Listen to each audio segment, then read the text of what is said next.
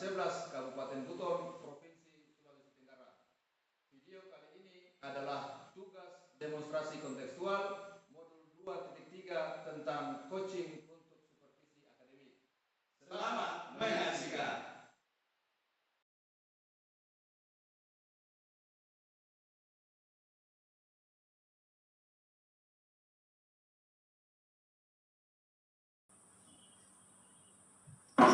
Selamat pagi Pak Hendri. Ya, selamat pagi Pak Jafar. Terima kasih atas kesempatan kita untuk melakukan supervisi hari ini. Sebelum kita mulai, saya ingin memastikan bahwa tujuan supervisi ini sesuai dengan apa yang kita harapkan. Jadi menurut Bapak, kompetensi coaching apa yang ingin Bapak kembangkan dalam sesi kita kali ini? Menurut saya kompetensi yang perlu saya kembangkan itu adalah kemampuan saya dalam mendengarkan aktif, kemudian saya bisa mengajukan pertanyaan yang lebih berbobot untuk menggali lebih dalam lagi tentang pemikiran dari coach. Oke, baik sekali. Memang mendengarkan dengan aktif, kemudian mengajukan pertanyaan yang berbobot itu memang sangat penting dalam proses coaching. Itu terutama itu memberikan pertanyaan yang berbobot itu ya, bisa mengantarkan kita untuk menggali lebih dalam bagaimana perasaan coach kita. Ya. Apakah ada bagian tertentu yang Bapak ingin saya amati lebih detail lagi pada saat sesi berlangsung? Ya, saya itu ingin nanti Bapak bisa lebih memperhatikan bagaimana saya nanti merespon coach saya saat dia berbicara. Kemudian terutama dalam bagaimana saya menangkap inti permasalahan dan bisa memberikan refleksi yang tepat. Oke.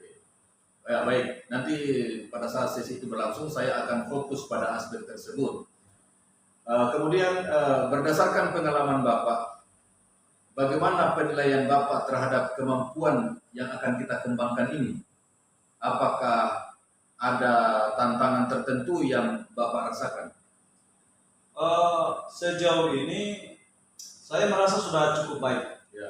Sudah cukup baik, tetapi terkadang saya kesulitan untuk benar-benar mendengar dan merespon dengan tepat. Terutama jika coach membawa isu yang kompleks. Baik, saya paham itu. Memang itu adalah tantangan yang sering dihadapi pada saat coaching. Kemudian apa harapan Bapak dari observasi kita hari ini? Apakah ada hasil tertentu yang ingin Bapak capai? Ya, jadi harapan saya atau keinginan saya setelah sesi ini, saya bisa lebih peka lagi dalam mendengarkan aktif dan lebih terarah dalam mengajukan pertanyaan yang bisa membantu coach untuk mencapai kesimpulannya sendiri. Oke, baik. Kita akan bersama-sama mengevaluasi ini kalau ini sudah selesai. Kemudian saya akan mencatat hal-hal yang berkaitan dengan bagaimana Bapak berinteraksi dengan coach dan memberikan umpan balik setelah sesi berakhir. Ya, jadi itu yang akan kita anukan nanti. Terima kasih atas keterbukaannya Pak. Mari bisa kita mulai supervisinya sekarang. Ya. Saya juga merasa berterima kasih kepada Bapak. Ya.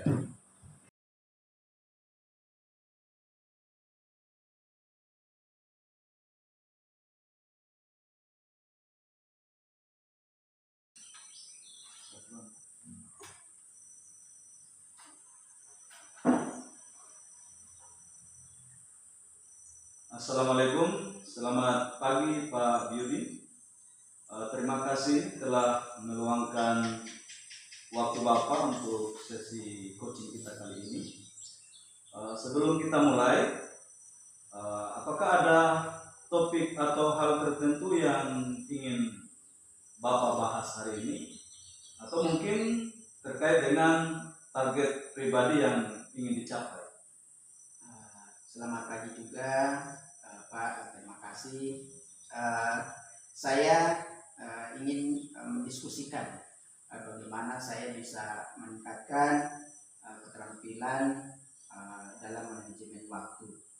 Karena saya merasa sering kesulitan, Pak, menyelesaikan tugas tepat waktu, terutama yang berkaitan dengan pekerjaan administrasi, Pak. Baik. Jadi permasalahan Bapak ini tentang manajemen waktu ya. Jadi memang manajemen waktu ini termasuk hal yang sangat penting, terutama dalam pekerjaan yang banyak tuntutan. Jadi Bapak bisa Bapak ceritakan ini kira-kira lebih lanjut, kapan biasanya kesulitan itu muncul? Kemudian apakah ada momen-momen tertentu atau saat-saat tertentu itu di mana Bapak itu merasa waktu menjadi kurang efektif? Iya, biasanya Pak, saya ada banyak tugas administratif yang menumpuk, Pak. Jadi saya sering menunda dan akhirnya waktu yang saya miliki terasa tidak cukup. Akhirnya pekerjaan yang penting justru malah terlambat. Jadi saat banyak tugas administratif, Bapak ini merasa cenderung menunda, ya. Jadi hingga pekerjaan lain itu jadi menumpuk begitu. Benar begitu ya Pak? Iya. Ya. Jadi apakah Bapak sudah mencoba misalnya strategi-strategi lain atau cara-cara tertentu untuk mengatasi ini sebelumnya? Iya Pak, benar. Jadi sebelumnya saya sudah mencoba membuat daftar prioritas, Pak.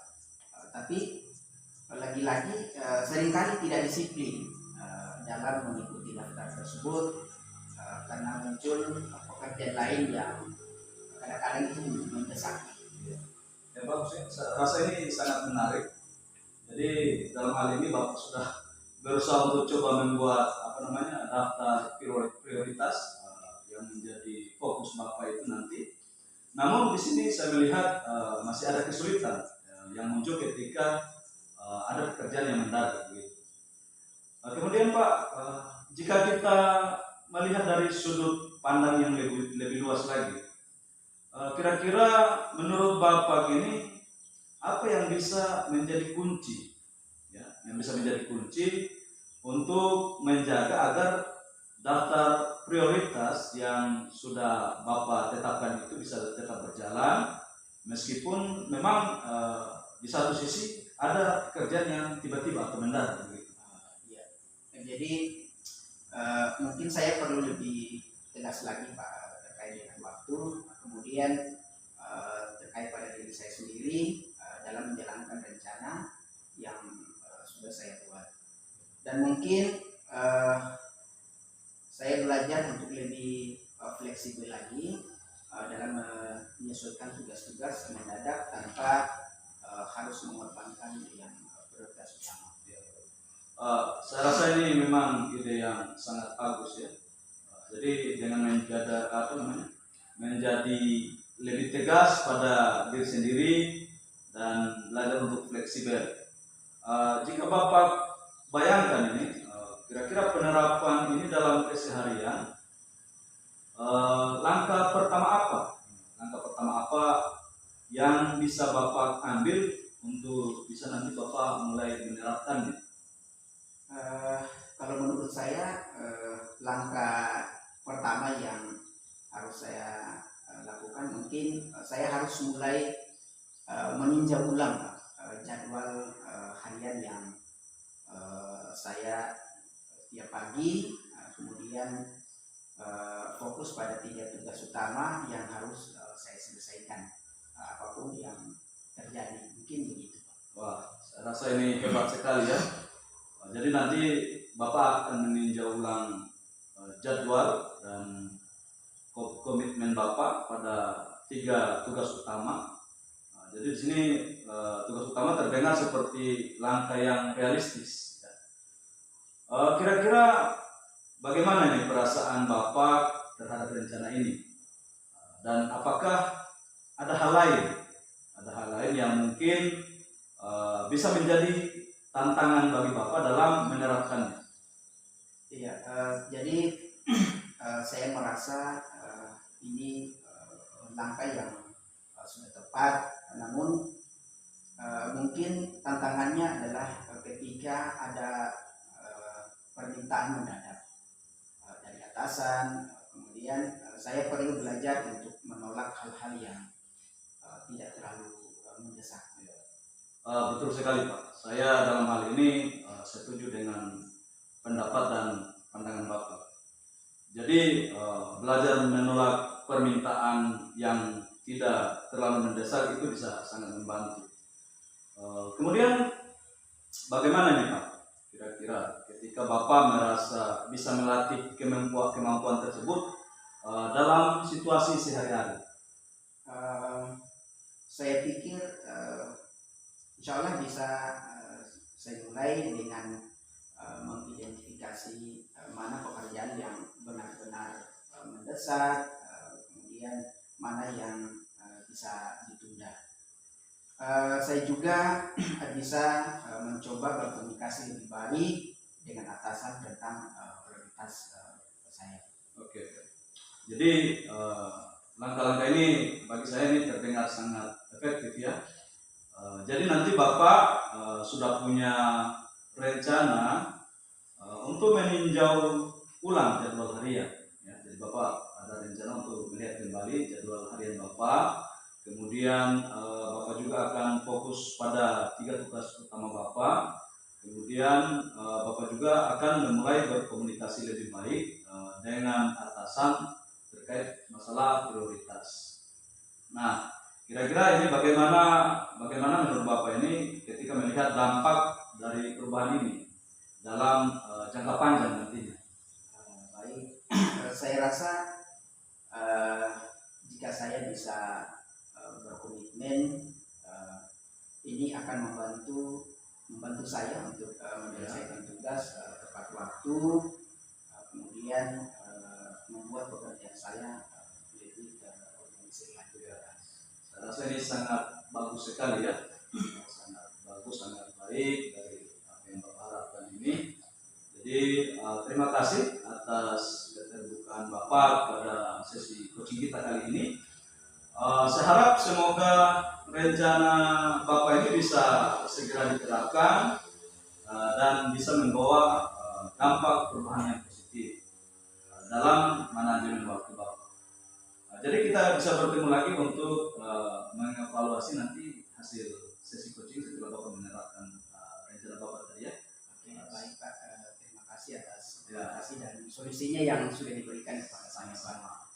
Ya, Assalamualaikum warahmatullahi wabarakatuh. Waalaikumsalam warahmatullahi wabarakatuh.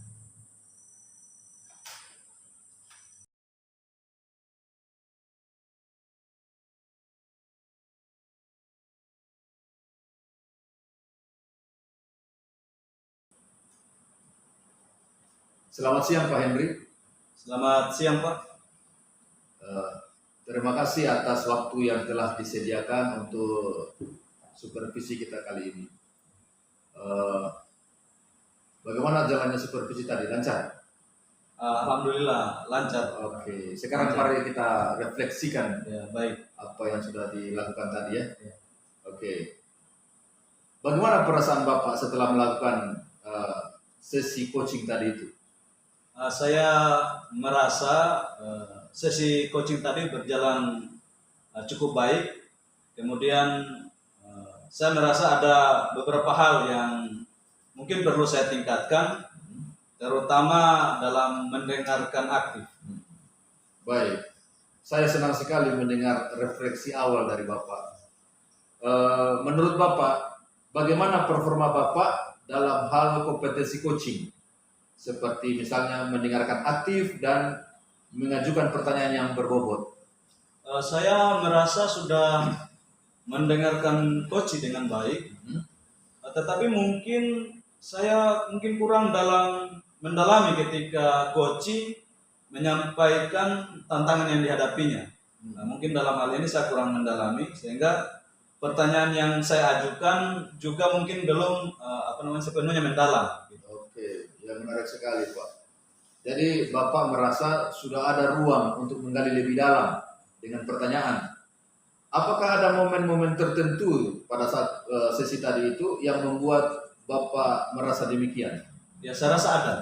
Jadi ketika Koci berbicara tentang kesulitan dalam menolak permintaan mendadak dari atasannya, saya rasa saya bisa lebih banyak mengeksplorasi emosi dan perspektifnya sehingga terkait dengan hal tersebut. Wah, betul sekali. Saya juga mengamati hal yang serupa pada saat saya melakukan supervisi tadi. Saya juga mengamati hal yang sama dengan apa yang Ibu sampaikan. Baik, boleh saya menyampaikan hasil pengamatan saya secara lebih detail? Iya Pak, tentunya. Saya persilakan. Oke. Saat Bapak mendengarkan Koci tadi, saya melihat bahwa Bapak sudah memberikan perhatian yang penuh. Kemudian Bapak sudah menunjukkan kehadiran yang full dan menciptakan suasana yang nyaman bagi Koci sehingga Koci mau menceritakan apa permasalahannya. Dan itu tentu sudah sesuai dengan standar yang kita harapkan. Tapi pada saat Koci berbicara tentang tantangan dalam menolak permintaan atasannya yang mendadak, saya perhatikan bahwa Bapak seharusnya bisa lebih mendalami, lebih dalam lagi. Misalnya dengan mengajukan pertanyaan seperti bagaimana perasaan Bapak, bagaimana perasaan Anda ketika menghadapi situasi itu. Ya. Kemudian atau pertanyaan lain misalnya apa yang biasanya misalnya apa yang biasanya membuat Anda kesulitan untuk mengatakan tidak. Nah, misalnya seperti itu. Apa yang membuat Anda kesulitan untuk bilang tidak sama atasan? Nah, kira-kira seperti itu. Bagaimana pendapat Bapak mengenai hal ini? Saya sebenarnya setuju. Saya merasa bisa lebih menggali perasaan dan tantangan emosi dari Koci pada saat itu. Ya. Sehingga mungkin karena saya terlalu fokus pada solusi praktis. Betul sekali. Dengan pertanyaan yang lebih reflektif, Bapak tentu bisa membantu Koci untuk memahami lebih dalam tentang tantangan emosional atau mental yang ia hadapi. Namun, saya juga melihat bahwa Bapak berhasil mengajukan pertanyaan yang lebih baik dalam mengarahkan Koci untuk menemukan solusi. Itu sudah cukup bagus, Pak. Misalnya saat Bapak bertanya tentang langkah pertama yang akan diambil untuk meninjau ulang jadwal hariannya. Itu adalah pendekatan yang sudah cukup bagus menurut saya. Terima kasih Pak. Jadi saya juga merasa pertanyaan itu membantu Koci untuk merumuskan rencana tindakan yang lebih jelas nantinya. Oke, saya setuju. Sekarang mari kita bahas langkah kita berikutnya. Apa yang menurut Bapak bisa dilakukan untuk lebih meningkatkan kemampuan dalam mendengarkan aktif dan menggali perasaan Koci di sesi berikutnya? Oh iya, saya pikir saya akan lebih sadar untuk memberikan jeda dan benar-benar mendengarkan hingga lebih mendalam sebelum melompat ke pertanyaan selanjutnya. Saya juga akan berusaha mengajukan lebih banyak pertanyaan-pertanyaan reflektif yang menyentuh emosi dari Koci. Oke, itu rencana yang bagus. Ya. Kira-kira kapan dan di mana Bapak bisa menerapkan strategi ini lagi? Apakah ada orang yang bisa membantu Bapak berlatih? Saya rasa mungkin saya bisa mencoba ini dalam sesi coaching saya minggu depan dengan salah satu rekan kerja saya nantinya. Saya juga akan meminta umpan balik dari mereka setelah selesai melakukan sesi coaching ini. Oke, bagus sekali. Itu akan sangat membantu. Saya juga sarankan untuk mencatat perkembangannya, Pak. Ya. Apa perkembangan yang dialami itu dicatat dalam forum supervisi akademik. Itu gunanya bisa untuk memantau kemajuannya kita. Kemudian saya kira cukup seperti itu dapat. Sebelum kita akhiri ini supervisi kali ini, kira-kira apa yang Bapak dapatkan dari proses supervisi ini? Dari proses supervisi ini Pak, saya bisa belajar bahwa penting untuk menggali lebih dalam perasaan dan tantangan coaching. Selain hanya fokus pada solusi, ini akan membantu coaching untuk bisa lebih memahami dirinya sendiri. Oke, baik, luar biasa sekali Pak. Terima kasih atas kerja keras dan keterbukaan Bapak. Saya yakin dengan latihan dan refleksi yang terus-menerus dilakukan, kemampuan coaching Bapak akan terus berkembang. Ya. Sampai jumpa Pak di sesi coaching berikutnya. Terima kasih Pak.